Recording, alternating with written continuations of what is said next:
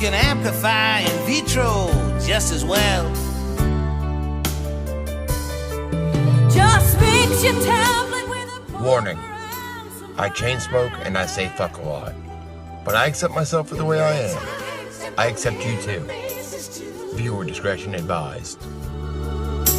Denaturing and kneeling and extending. Well, it's amazing what heating and cooling and heating will do. PCR, when you need to detect mutation. PCR, when you need to recombine. PCR, when you need to find out who the caddy is. PCR, when you need to solve a crime. I know, I haven't done a video in a car in a long time. But this is something that couldn't wait. I didn't want to wait till I got home and use my microphone and all that. I figured it was too important. This is piggybacking off my last video, Crimes Against Humanity. I decided not even to throw a sponsor in this video. I just wanted to get it out.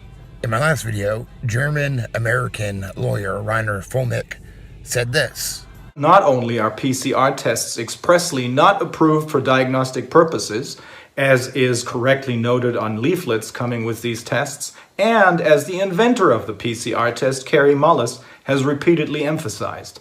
Instead, they're simply incapable of diagnosing any disease.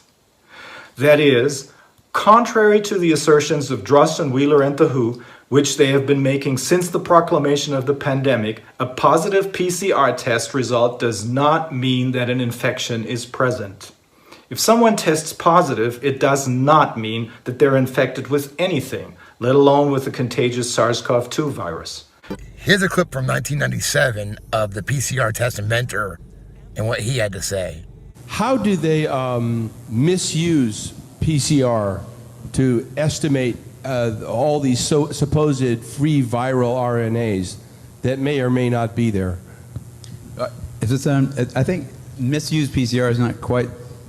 I don't think you can misuse PCR. Actually, no, the results, the interpretation of it. See, if you can say, if they could find this virus in you at all, and with PCR, if you do it well, you can find almost anything in anybody. It starts making you believe in the sort of Buddhist notion that everything is contained in everything else, right? I mean, because if you can amplify one single molecule up to something that you can really measure, which PCR can do, then there's just very few molecules that you don't have at least one single one of them in your body, okay? So that could be thought of as a misuse of it, just to claim that it's meaningful. To test for that one and say that has any special meaning is what I think is the problem. Not that PCR has been misused. It's like,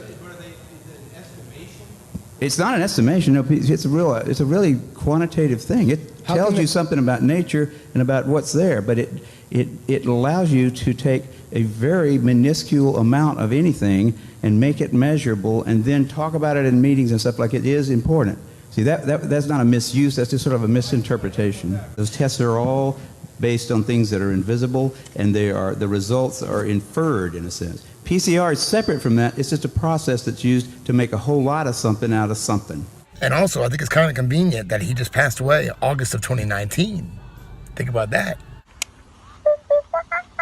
Fucking stoned.